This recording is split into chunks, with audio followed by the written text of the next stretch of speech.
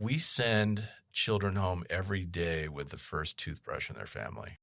What we try and do is find areas of our community, school's a good example, where they know the children that struggle with staying in school, that struggle with improving in school or paying attention in school. And oftentimes it's because they're hungry or they have mouth pain or they can't see the board. And these are things that just go on and on without anybody recognizing it. And oftentimes we bring those services to the school. We vision screen there. We do dental care. We have behavioral health embedded in schools.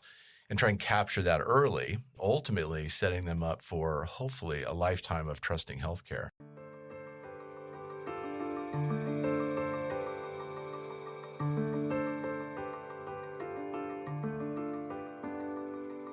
Hi, I'm Jeff Holden. Welcome to the Nonprofit Podcast Network. Our purpose and passion is to highlight a nonprofit organization in each weekly episode, giving that organization an opportunity to tell their story in their words to better inform and educate the respective communities they serve, as well as provide one more tool for them to share their message to constituents and donors. Our goal is to help build stronger communities through shared voices and to both encourage and support the growth of local nonprofit organizations through podcasting. Thanks to our founding partners for their foresight in helping us transform the way conversations start. CapTrust, fiduciary advice for endowments and foundations.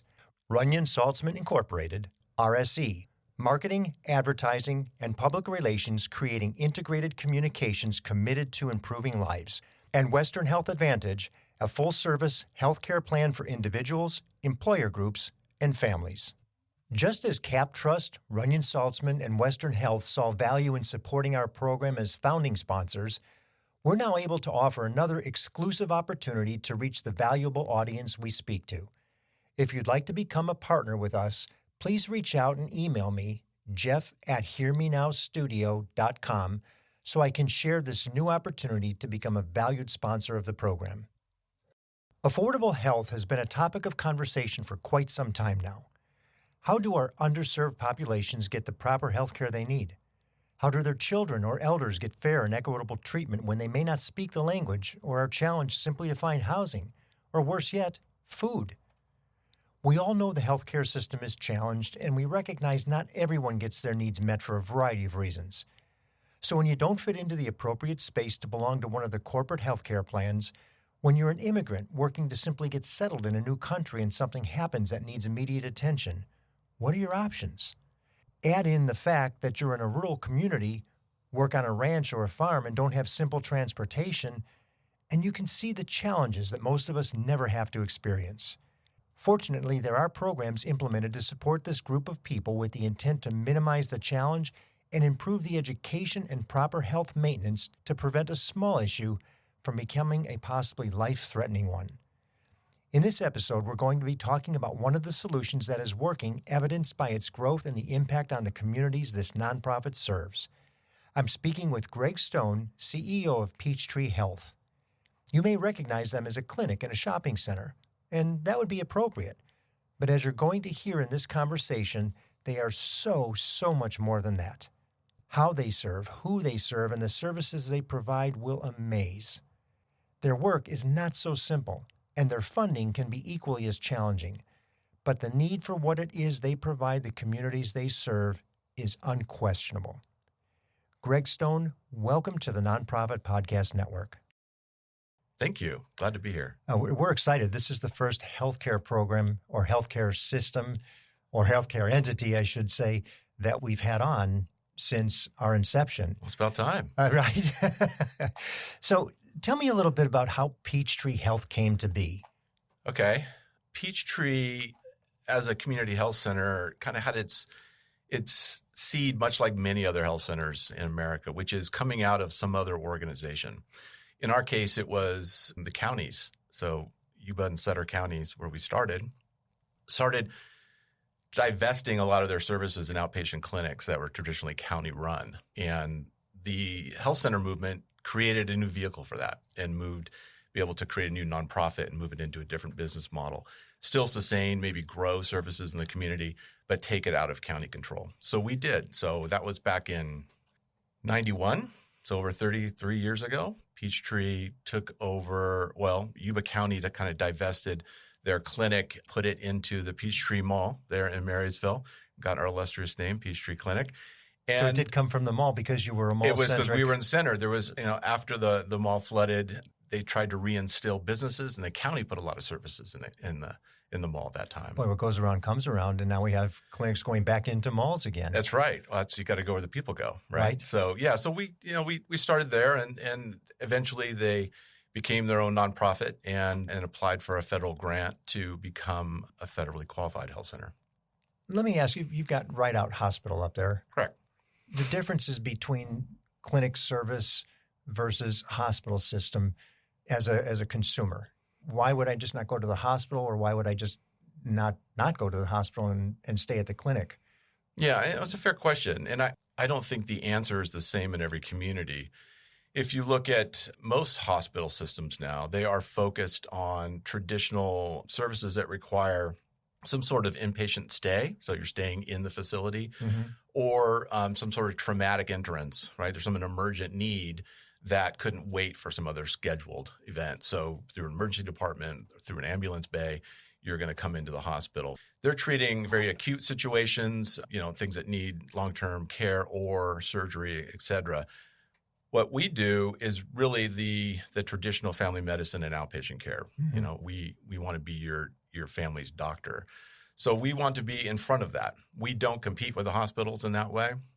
Although hospitals will have often outpatient clinics that will have doctors and services in different communities or in the region around their hospitals to help feed kind of specialty care services to themselves and create better contact with their community. But, we don't really compete in that way. We are very reliant on the hospital system and all their specialists, and we refer patients in and out. We follow patients in and out of the hospital that are our patients. But if you need an X-ray, you need surgery, you've had some traumatic injury, you need to go to a hospital. Sure. And everything else we try and deal with outside the hospital. And that's mostly a function of convenience and cost, really. I think that's important for people to understand, too, that it is a collaborative effort. Yeah. You have to share services. There's things that you just can't provide. Otherwise, you become a hospital. Yeah. With a full-blown facility and surgical capability. We have a different slice of the pie, right? We overlap in some regions, but we generally don't compete. We augment each other. We have services that they uniquely don't offer, and yet our patients often need to those advanced care services that move into the hospital system and back and forth. So for the layperson coming to America or moving into a new community, it's difficult to know, how do I get health care, even defining what that health care is. So traditionally, if you're confused, you go to the hospital. Right? And ER. You go to the emergency departments, and they're notoriously impacted with pretty much unnecessary emergencies. Right. Because there's no other clear avenue in the community to do that, either because they don't have the right healthcare coverage, or they don't know the area, or it's the off hours where their normal outpatient services aren't open. Yeah, or even no healthcare coverage. That happens. Yes. Right? Or it's very confusing even how to utilize your healthcare coverage. All these ideas of being in and out of networks and being assigned and unassigned. PPO, HMO, concierge. It's a very complicated business to someone who just needs something done. You just said the key word there, business. Yeah. Let's touch on that. We were talking about it a little bit prior. Yeah. Before we got started. Hospital systems, healthcare as a business versus as the right thing for the community. Yeah. Not that they are distinctly different, but there's issue there. There is. I think fundamentally America has continued a journey of trying to determine what healthcare should be for its citizens. We've really gravitated towards a business model where providers of all sorts of traditional healthcare are business owners, and they contract with payers, and they provide services for fees, and these transactions go on. And so, some make it, some don't. Some are successful, some aren't. Some are more high quality than others. But it's a business, much like a restaurant would begin or fail. So that is okay, but it doesn't really solve the problem. The reality is that the vast majority of the healthcare that we deal with, you think about Medicaid and Medicare, think about the veteran services or disability, all these things. These are government funded healthcare programs. They're not insurance. These are programs. They're reimbursements. And there's a lot of barriers around. There's lots of boxes around those services, like what you can and can't do, where you can do it. What you can and can't charge. You can't play with the rates, right? They are what they are. So when you are trying to solve a problem in healthcare that is a fixed payment model, like a Medicare or Medicaid, in a world of escalating costs and changing needs, it's really difficult to run a business in that model, right? So if you have any other control business, your expenses. well, you can, or even the services that you offer, right, or where you offer them. So if you are running your own business, you can determine that this item is selling more than this, or this food item isn't ordered as much as that, and you can change your food prices, you can change your ticket, you can add more people in the day. These are things that we largely can't do in healthcare. A lot of our delivery requirements and the cost of them are very fixed. And our game in the business is to figure out how to survive in that box. And it's increasingly difficult. So there isn't an area in healthcare that isn't struggling right now. We all have We're seeing hospitals close, which you would never have thought it could happen. They're very difficult businesses. I mean, it has a different business profile than the outpatient service that we operate in, but it is such that you don't know who's coming through the door.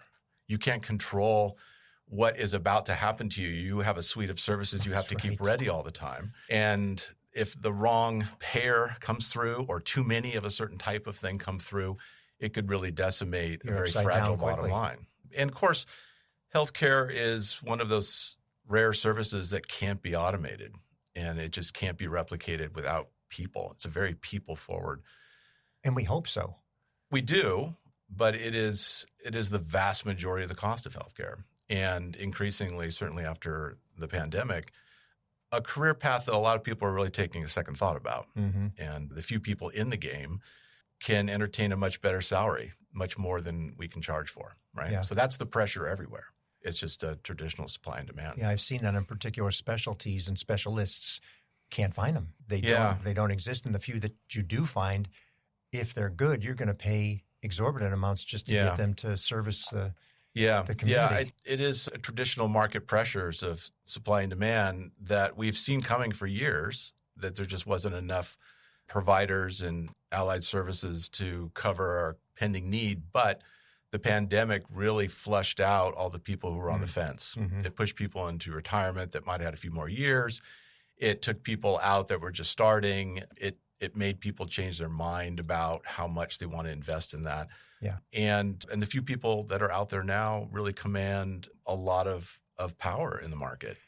As a clinic, do you have a little bit more nimble step as a result of that, because you don't have this massive facility and acres of property that gives you the ability to maybe shift a little bit or pivot based on what you're seeing as need? Not really. Okay. I mean, and we all have our fixed costs. Our plant costs are very limited relative to a hospital or a specialty service, but it is commensurate with our reimbursement rates. We are seeing primarily Medicare and Medicaid patients. 85% of our patient base are paid for by these government programs, and they're very fixed costs, and they're closely managed. Right, as we talked about, the government looks at this as being not a right necessarily, but more of a covered service to a certain point. And so there's a very firm line about where it begins and ends, how often you can utilize it, where you go. So when we see things change in the community as far as populations that are underserved, communities that are growing and don't have access, it's really difficult to pick up and start something new there. There's not a lot of profit left to simply go build a new facility, open new services, expand into those areas. Our model is still really focused on treating people after they're already sick or injured. It's a treatment program, and we are paid a fee for every time we treat somebody. The reality is that healthcare is much more than just treatment of disease and injury, but we have no way to monetize that. Right? The only way we can make money is to see people who have a need. And by then, it's already pretty advanced. It's expensive. It's going to start impacting the whole continuum of healthcare when we might have prevented that somewhere upstream. with housing, with education, with food, with behavioral health and substance abuse treatment, all these things that impact people from having a healthy life. But there's no reimbursement in our fee-for-service model to do that, right? Unless you come into a hospital, unless you come into a licensed clinic, we can't bill services, and those are uncovered. But that's really, I think, the magic wand moment is what is the solution? It's finding a way to monetize the improvement of healthcare in your community without turning it almost into like this. supportment of wellness to maintain. It's a generational to, change. Yeah. I mean, it's a commitment that's going to require, really many different political office elected officials and a long-term view of it. We have a lot to undo, but just taking care of people who are sick is unsustainably expensive, and we're not really gaining on it in most cases. We got deep quick. Yeah, sorry. So no, right. But I think that's really helpful to understand. Yeah. Let's take a step back. You've got multiple locations in the Yuba County area, Marysville, Yuba City, Chico, and Sacramento. Yeah. Who is the community you serve? Who do you see most in the clinics?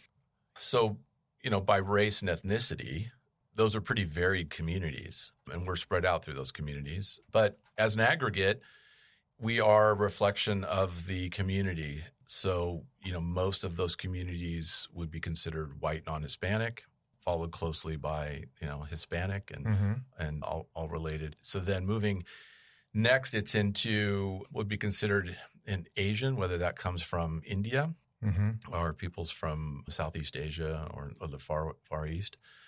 But increasingly, it's difficult to put a finger on it because we are becoming such more of that melting pot. And so we see more and more people identifying as more than one race. So this idea that some like healthcare is related to your race or ethnicity isn't necessarily wrong, but it's difficult to really verify any longer. So our business, since we take care of people who primarily don't have access to large commercial and very expensive healthcare, we take care of those communities that really reflect traditional poverty and neglect. And in California, 40% of Californians are on Medi-Cal? Right. It's a stunning number, over 15 million people. And in our communities that we serve, the Sacramento, Yuba, Sutter, Butte County areas, anywhere from 25 to 29% of them are on Medicaid. It's a big swath of our community. These are people making just over $20,000 a year to qualify for Medicaid. That's pretty impoverished in California. Right. They have a lot of needs, and healthcare is typically one of them. In those areas, because you were in a highly agricultural area there, with a Sikh influence and certainly Hispanic influence, do you see a lot of the migrant population? So we have traditionally seen many of the same families come through in generationally? Yeah, somewhat, as far as our records go. But what I've seen in those communities is a decrease in what we would consider truly migrant farm workers, mostly because I think of the transition of the type of agriculture that's going on. They moved away from a lot of the people-dependent fruit crops, the peaches and the apples and the pears that required people to pick them, and they were seasonally there, and people would roam through and do that. Yeah. And moving more into nut crops and rice and things that are very mechanical. So we see more resident farm workers than we do migrant in our area. I think it's mostly a reflection of the change in agriculture. Is there a particular service that you see more prevalent than others? Well, we are at our core a family medicine provider, right? So that's full scope adult care as well as pediatric and adolescent care. So that is really the vast majority of our services. The traditional go see your doctor, whether that be for wellness or whether that be for illness or injury. Your traditional family medicine doctors and nurses and allied practitioners are all our bread and butter. Now, saying that, there's a lot of overflow that now that we have you're also pregnant. And so we have an OBGYN program, right? And you also need dentistry, and you also need behavioral health, and you also need your eyes checked. And so over time, we've kind of grown from this core of just being the family doctor into more of a full service medicine for a population of people who don't have access to many of those. It's difficult with Medi-Cal to walk into most communities and find someone an optometrist who will take your insurance and do your exam and give you glasses. Or if you're pregnant, where are you going to find a doctor to take care of you? So we have, over time, found ourselves becoming more specialized and insourcing a lot of the things that were traditionally outsourced, mostly because we have a constant demand of that, and it doesn't make a lot of sense to send people someplace else. So, it's become a much more integrated program. And that's been our focus, is once you become a healthcare customer of ours, and you start to get the benefit of all these services. So you may come through a door because you needed some dental care or you needed your vision checked. And now that we have you, we can introduce you to full healthcare. And we screen you and we assess what you need and bring you into healthcare. I think it's a beautiful whole person care sort of model that really benefits the people that come to community health centers, where most private providers are very specialized in just what they do. And everything after that is probably your problem to go find, and that's increasingly difficult to navigate. That's a beautiful opportunity, though, because not only for you with the breadth and scope of service, because it helps offset expense, because some of those are more expensive than others. Yeah. But the other part of it is you really get somebody from head to toe. Yeah. And once you've got them in the clinic, you now can see the entire body, from eyes to mouth to, organs and everything else, which has to be beneficial to that individual too, because it's unlikely they're going to go from specialist to specialist to specialist. They just won't do it. Or they can't do it. Or they can't do it, right. And so I think you're right. The way that we've really expanded our capabilities within the restrictions of what we do is to try and fit as many services into those health centers as possible, or refer you to another one of our health centers nearby that do that, or move it to telemedicine, or do a lot of things. So we are constantly trying to figure out where the gaps are in the community. There are communities that we serve that might have good dentistry for Medi-Cal patients or uninsured people. So we don't offer it there. And there are others that nobody does vision. So we have a big optometry. Right. We try not to duplicate services or compete with other providers. But within our system, you have access to everything. And that's a unique part about being a patient at a community health center, is that you do have access to an extremely deep pool of care. And is that typical with most community healthcare centers? It is. Okay. Yeah, increasingly. The more rural you are, the more isolated you are, typically the more focused care needs to be. So it's traditionally just family medicine and few specialty care. But in most cases, even what we consider somewhat rural, some of our largest health centers are in, very rural areas. And that's just because that population really does not have access to it. And so we continue to grow and provide that. And it's a way for us to not let people fall through the cracks. We are trying to get people into a culture of care. I think a lot of people growing up in poverty really didn't have a opportunity to think about healthcare as being something that's just part of your day. And most of their experience is either when they're in extreme pain or they're in the emergency department, and that's a lot of bills. That's a lot of shame. Yeah, let's avoid that at all costs. Right. So it's something that takes a long time to build. So as people come through the door for something, we try and now introduce them to all the other things that they're available to, and they're typically not aware that all these services are available to them. You mentioned a couple of things in response to the last couple of questions I want to approach. You have some really neat, novel items, let's say, out there for healthcare service. You have the mobile vehicle for general healthcare, and you also have the tooth mobile, I think it is. That's right. If I'm not mistaken. Yeah. We Tell us a little bit about those. So, it's great to have a large community health center with lots of inclusive services available to your patients. But there are still parts of the community that just can't get there. There are still people living in your community that can't access your care through transportation or availability or work or daycare or what have you. So the next step is trying to take core services into communities where the people are during the day. And so our partnerships, like an example being our mobile dental program, has been going on for over a decade, is a partnership with the Marysville Joint Unified School District, the Yuba County First Five, and Peachtree, where we all pool our funds and staff to bring full service dental care to all the elementary schools in the Yuba County area. See, that's wonderful. So we are the first dental visit for the vast majority of children under 5 in Yuba County, and we have been for years. And those are patients who typically don't engage with dental care until they're in pain, and then they have a lifelong fear of dentistry.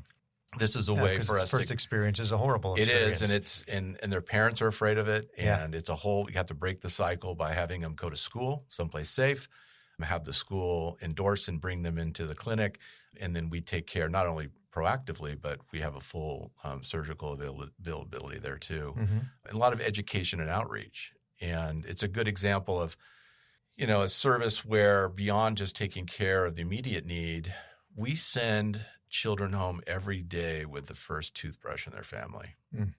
That still happens, That is hard to believe. And their family, first, second, third, fourth, whatever grade. Yeah, it wasn't part of their family culture to have self-care and dental care.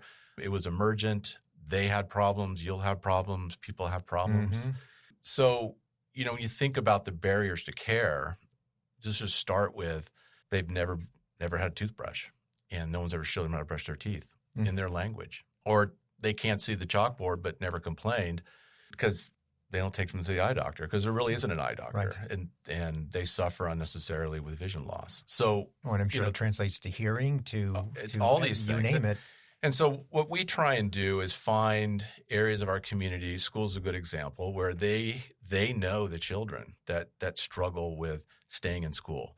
They know the children that struggle with improving in school or paying attention in school. And oftentimes it's because they're hungry, or they have mouth pain, or they can't see the board, or they don't understand the language. And these are things that just go on without anybody recognizing it.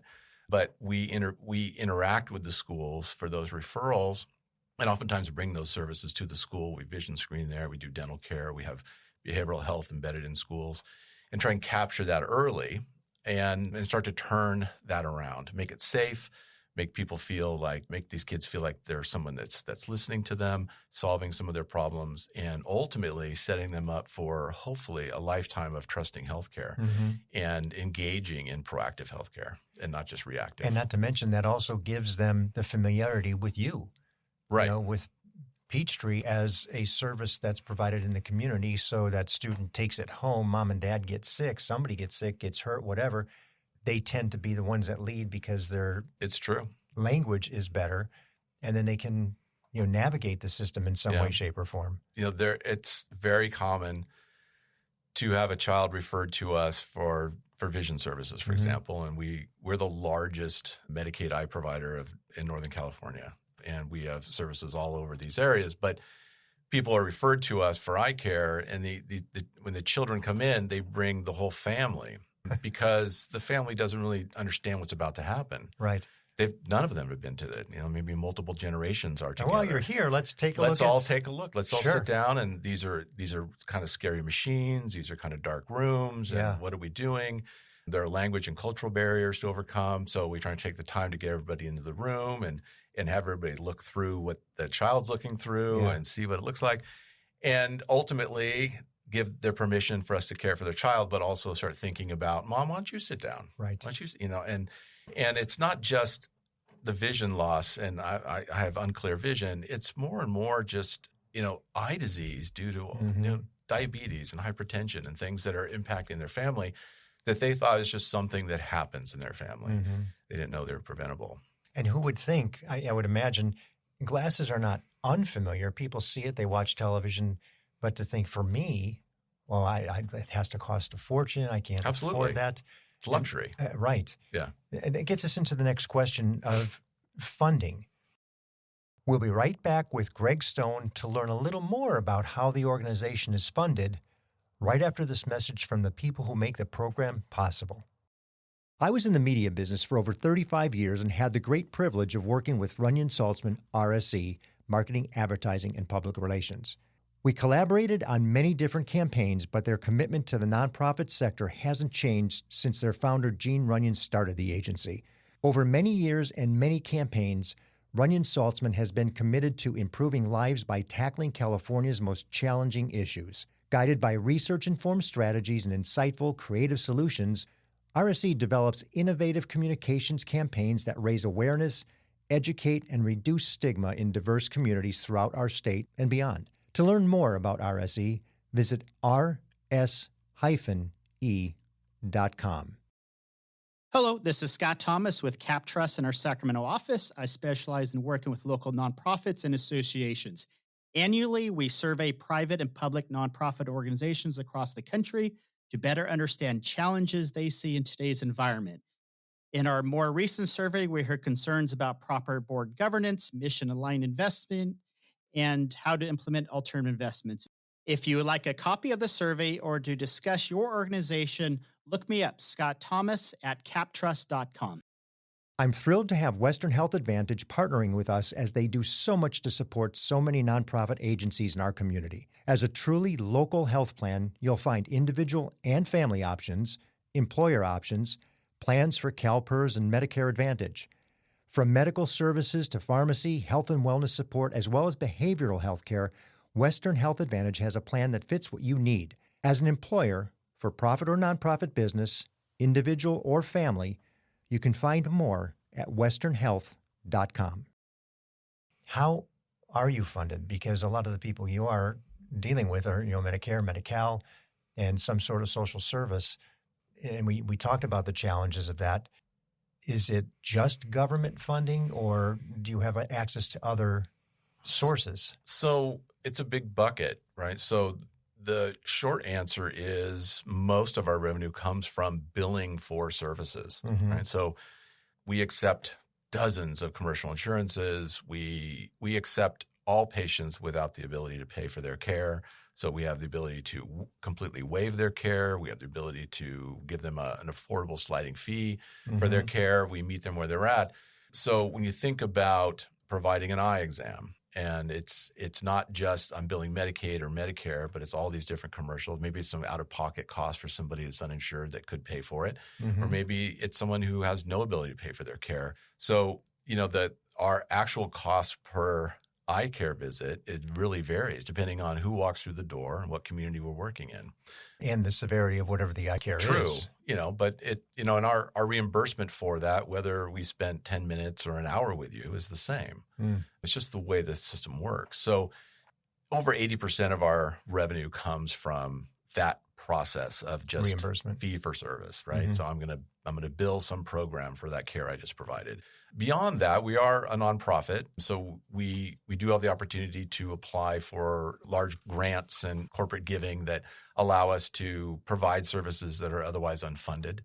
We also receive a federal grant as part of our designation to help offset some of the cost for people who can't afford their health care. But we overrun that by millions of dollars every year.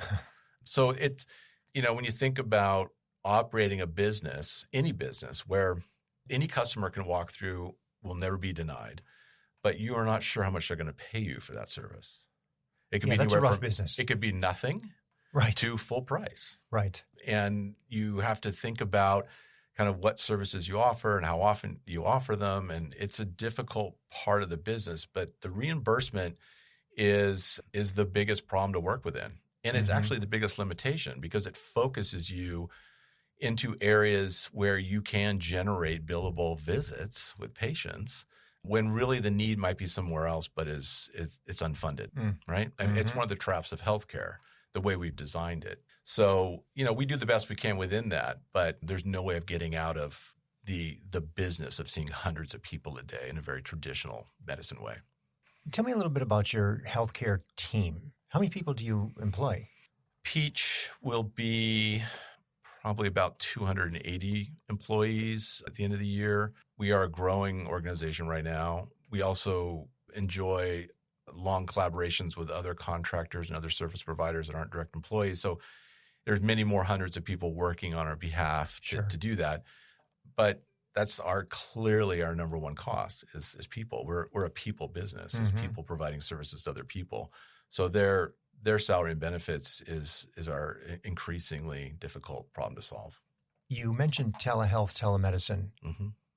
And I'm imagining in the channels that you're serving, that could be difficult because they may not have access to a computer or internet or wireless. They do have a cell phone. What percentage do you see starting to gravitate to telehealth in some way, shape, or form? All forms of telemedicine, whether it be just a telephone or video, audio, really was something that we could not do for money prior to the epidemic. So after COVID, there was such success when the states kind of waived the rights to telemedicine so we can actually reach out to our patients by phone or by computer. Yeah. I didn't realize that was the transition point. They did. Yeah. Medicare had a small window of opportunity to provide services through telemedicine, but it was very defined and difficult to manage. But Medi-Cal did not allow it in most cases. So in this case, they've kept that in place because they saw such a dramatic increase in access, and certainly with people who previously weren't accessing healthcare, whether they live too far, they never have transportation, they might be disabled, they don't have help, any number of things. So we have really taken a look at that over time and realized that there's a large portion of our patient base who really only want to receive their healthcare through some telemedicine service. So we've been progressively adding that to our program, starting initially with behavioral health, where a telephone call with your therapist is very therapeutic and very helpful and tremendously more impactful than getting up, getting dressed, going into a community health center and sitting in a waiting room and dealing with your anxiety and your depression in public and all those fears. So we saw a lot of our patients gravitate and stay with telemedicine. We have since really invested in this idea by expanding those services quite a lot in the last 2 years. We now have a large team of physicians who only work in telemedicine. Many of them don't live in the state. They're licensed here, but they live elsewhere. And we have a whole team that just connects people to telemedicine care, both same-day service and scheduled services. And some people who their primary care doctor is remote. And that has brought so much relief to areas of our community we just haven't been able to touch. It's an area we keep expanding. The telephone still is the main way, to your point. Pulling up an iPad and having an audio-visual experience with your doctor is something that is pretty far out of most of our patients' grasp. But a telephone isn't. So we have a lot of good interactions with telephones. It's flexible. People can be in their car during the lunch break. They can go in the bedroom at home and have some privacy. And those are access barriers now. And so they've been overcome. So we continue to invest in that. Our mobile services, we have other mobile services that go out in the community that have behavioral health and medical services embedded in them. They also have telemedicine.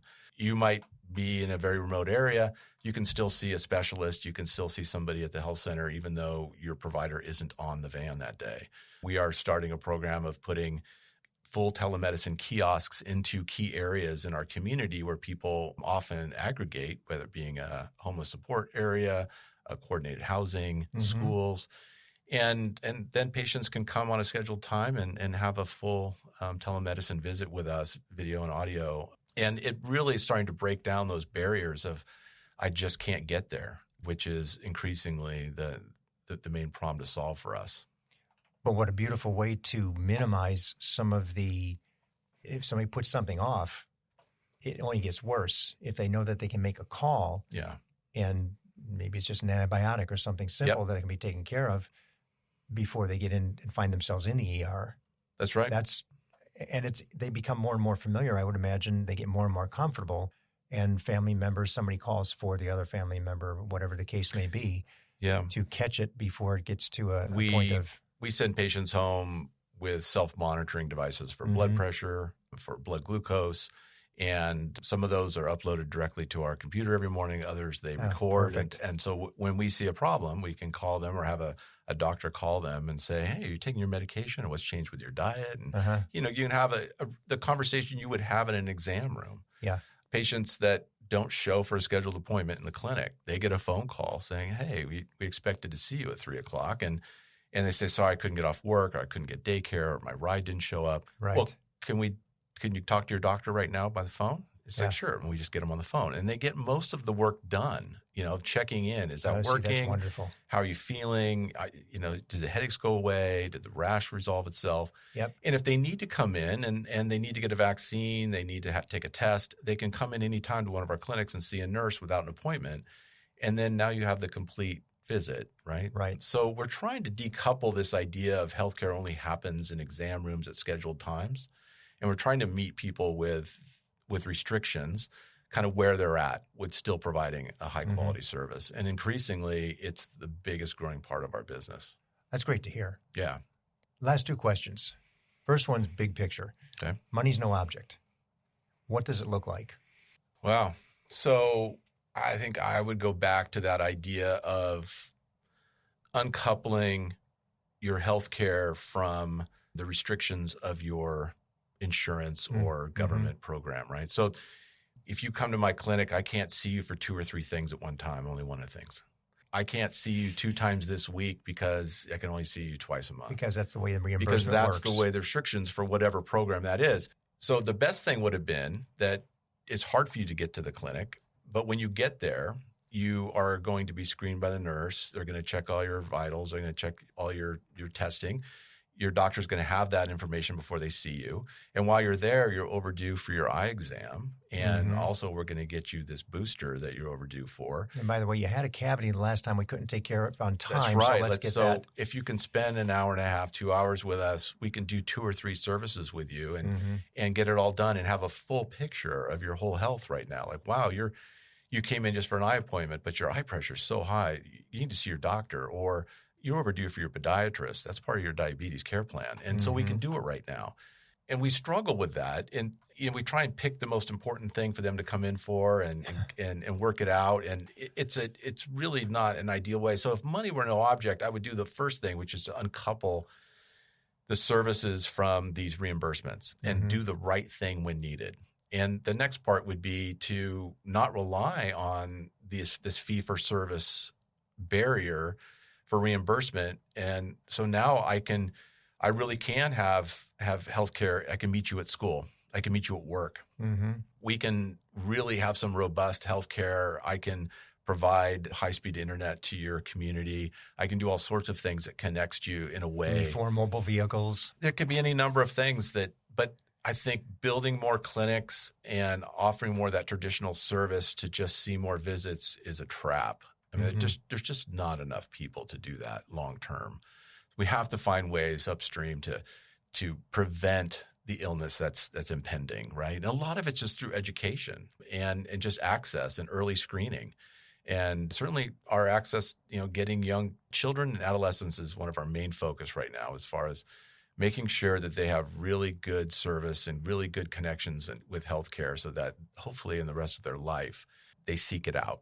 And they don't for their families as they grow up, but even for the generation above them that's at home to see that's the benefit that I see. That collaboration with the schools is so huge. It is to integrate and start early, especially since every parent has a concern for their child too. Yep, and they don't want to see their child in pain, so they're going to be supportive of whatever that is, even though it may be frightening to them because they haven't experienced it before.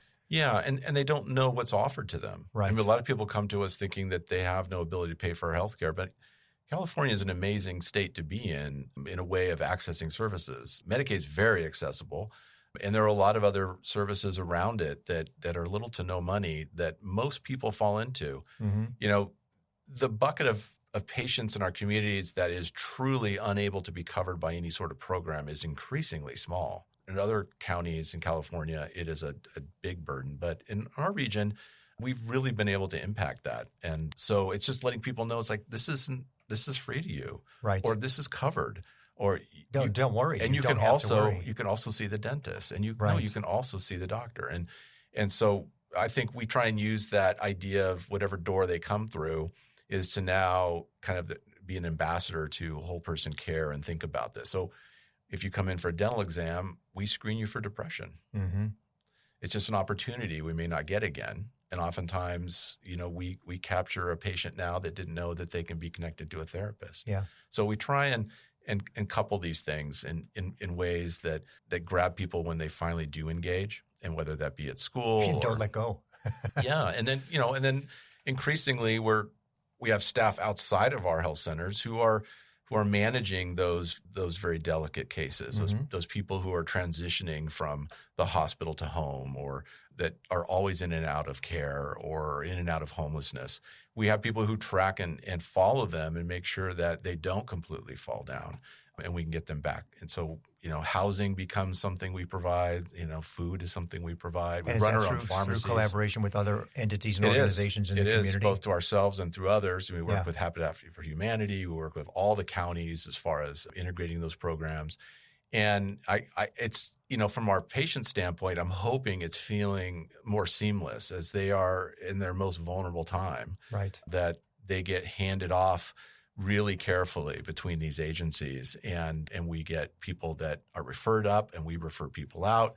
And ultimately the success stories happen all the time of just someone who needed a lift. A good example of that is right now, one of our big initiatives is to work on the transition of people leaving incarceration in California. Mm-hmm. There's a large number of people who leave jails and juvenile hall that just fall back into the community without really following on to their health care. So we are entering into a contract with Yuba County right now to receive all patients, all people that come out of incarceration, and screen them, work with coordination of care, make sure they have housing, make sure they have jobs, make sure they have the behavioral health, make sure we continue their health care. Well, they are Medi-Cal eligible, and the state is really pushing to try and solve this problem. So we are trying to connect them, let them know that we're here. Oftentimes when people go into jail, it's the first time anybody's ever treated them for a disorder. They're often dealing with a substance use disorder that they could relapse with. They have anger issues. They don't have a place to go. They don't have a job. These are all things that we want to figure out and ultimately be a net for them when they leave. And that is done in collaboration with the other nonprofit agencies that recognize those. And it's the county and Yuba County Sheriff and probation departments. And that's fabulous. We all meet together and we case manage these people and find the pockets of the community that need help. We work with foster families and family services. And these are marginalized people in our community who don't have access or the wherewithal to help themselves. It's a very vulnerable time. But if with a little bit of help and handholding, they fall right back into society. They fall right back into care, and they get their kids back. They don't go back to jail. They get healthy again. They quit their addictions. Right. That's what we all want. But it's not the traditional model of come to the clinic and see your doctor. So finding ways to pay for all that is the challenge right now. Those are the problems to solve. The offset is far greater. Finding the solution to that today is far better than the continued issue that would happen, whether it be the crime, the abuse. Absolutely. Just all the conditions that happen when that doesn't get handled because it was too expensive to do the first time. It was, and they were looking at one thing. Right. You're incarcerated, right? Yep. They have a duty to do while you're there, but then they put you back out and you still have a mental health disorder, or you still have a substance use issue, or you still have an anger problem, or you don't have a job or a place to live. And so what are you going to do? Right. You're going to reoffend. Right. And these are long-term goals. I mean, these metrics aren't something we can measure on a monthly basis. Right? These are societal problems in long term. But we are now finding ways to find the pockets of people who are just traditionally underrepresented and to find a solution for that. And that's what's exciting about this part of healthcare is that, that myself and the people that work in community health centers, I think we all firmly believe healthcare is a right. And so when you think about healthcare through that lens, it really frees you up to find new creative solutions. And if it's just a business model, then it really restricts your thinking about what you can and can't do. I've been in healthcare for over 30 years. I've done a lot of things. I've worked in hospitals. I've worked in private. I've done emergency care. This really feeds me. This really feeds my company's employees. People come to work in this organization and organizations like ours because we make real change, right? We solve intractable problems. And they have an opportunity to go work somewhere else. But increasingly, we're finding the few people we need are showing up when needed. And so we keep growing. Well, you just brought the opening salvo all the way back, to a beautiful close. Because if the person is healthy, the community's healthy, and what you're doing, you've got mobile medical clinics, you've got 200 plus employees, mobile dentistry, eye care, mental health services, and a concentration of where your people need it the most. And you're feeding it back into the community, not only from a health perspective, but from a functional perspective. You're talking about jobs, but you're a clinic. Well, that just, I think that screams volumes of where the capabilities are, what the future could look like.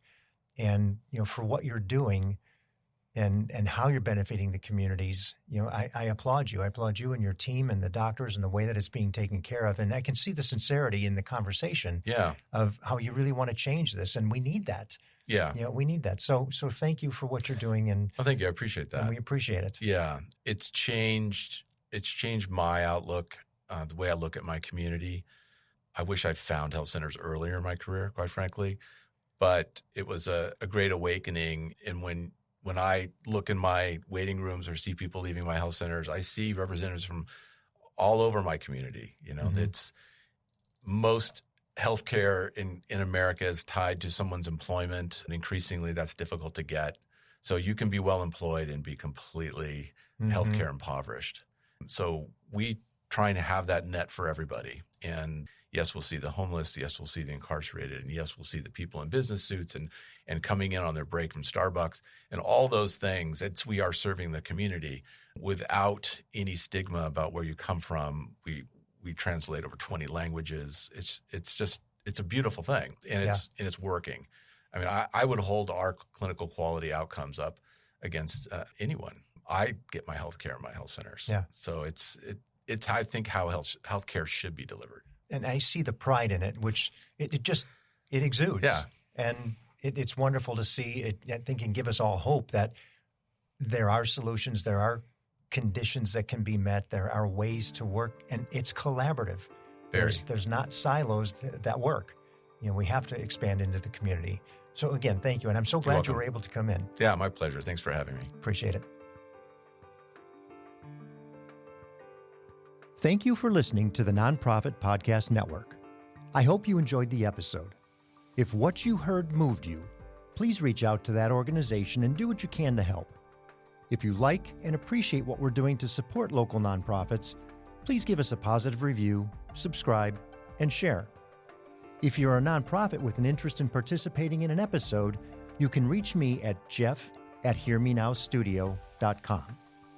If you have a need for the services or products our sponsors offer, please reach out to them. CapTrust, fiduciary advice for endowments and foundations. Runyon Saltzman Incorporated, RSE, marketing, advertising, and public relations, creating integrated communications committed to improving lives. And Western Health Advantage, a full-service healthcare plan for individuals, employer groups, and families. The Nonprofit Podcast Network is a production of, is recorded at, and edited by Hear Me Now Studio.